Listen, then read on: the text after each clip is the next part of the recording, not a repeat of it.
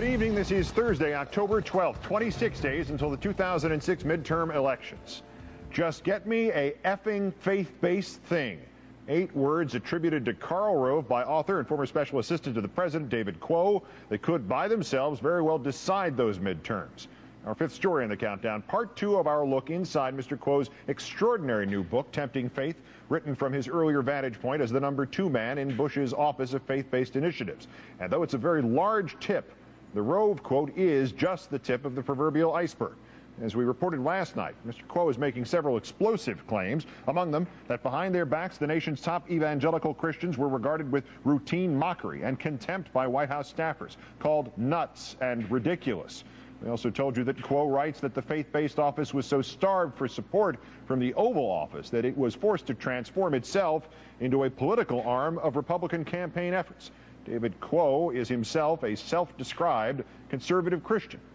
His personal and his religious assessment of Mr. Bush is nowhere near the most newsworthy of Quo's revelations in our report tonight, but it might be a valuable key to understanding this president. When you accept Christ as a Savior, it changes your heart. To this day, Quo writes, he believes Mr. Bush loves Jesus, that he is a good man. However, Quo also writes many Christians assume from his belief in Jesus Christ that Bush won't do what other politicians do, break their word, hide their mistakes, spin the truth, and that those assumptions are wrong. In Quo's eyes, today's national Christian leaders are being used. They did not have the same shrewdness, he suggests, that Billy Graham had in the 70s to question whether Richard Nixon was using him solely for his appeal to religious voters. In fact, Christians who voted for Mr. Bush based on his religion may have ended up hurting the very people Jesus sought to help, the poor. I urge the Senate to pass the faith-based initiative for the good of America. But Quo writes that when Senator Chuck Grassley tried to rewrite Mr. Bush's $1.7 trillion tax cut to include $6 billion in tax credits for groups helping the poor, tax credits Mr. Bush himself had publicly proposed, Quo writes Bush's assistant told Grassley to drop the charity tax credits. The White House had no interest. The cuts Mr. Bush did want made things worse for charities. Quo writes that the estate tax cuts discouraged charitable giving, costing charities an estimated $5 billion. The ultimate impact of Mr. Bush's tax cuts, Quo writes, was to brutalize the very charities Mr. Bush once identified as his top priorities. After only a year, Quo writes, charitable donations were down dramatically and some charities had shut down.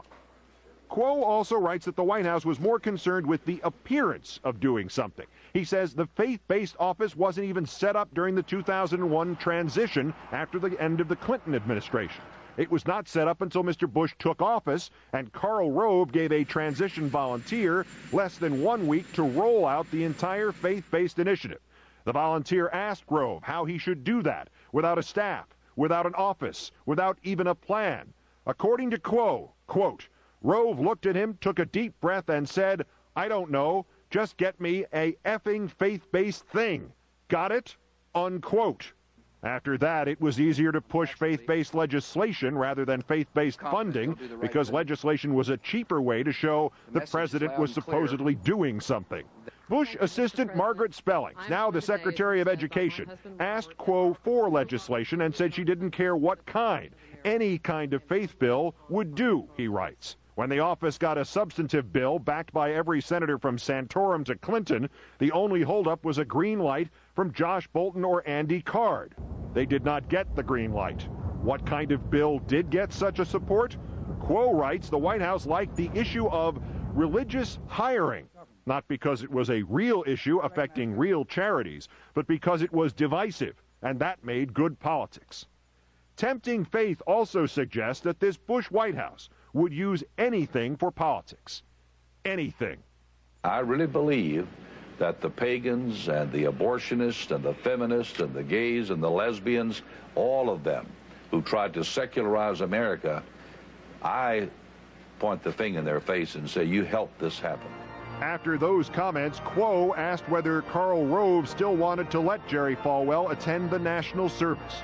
Even while Ground Zero was still burning, politics still mattered. Rove let Falwell attend as long as he stayed off camera. While others wept, Quo writes, Falwell laughed about something with another conservative leader. Spotting Barbara Bush, Falwell remarked on how frumpy she looked.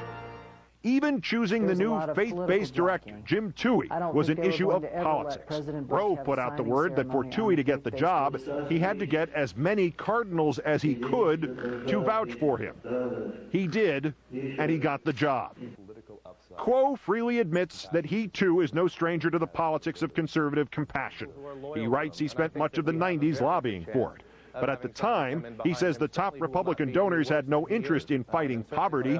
They had other enemies in mind and told Quo they would provide lavish funding if the target was not poverty, but instead the Clintons.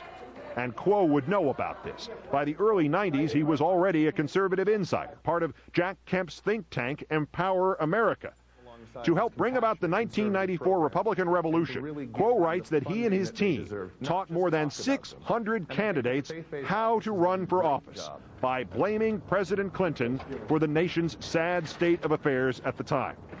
Quo writes that they tried to ignore the fact that Clinton had only just started in office after 12 years of the administrations of Presidents Reagan and Bush. Together with fellow Christian Mike Gerson, now Bush's top speechwriter, Quo writes that he wrote political speeches designed to appeal to religious audiences, even when the speakers did not want to give those speeches. Jack Kemp, for one, removed religious values language from a speech he was to give to the Southern Baptist Convention. So instead, Quo writes, Gerson and Quo snuck in a few phrases that evangelicals would recognize, but lay people would not.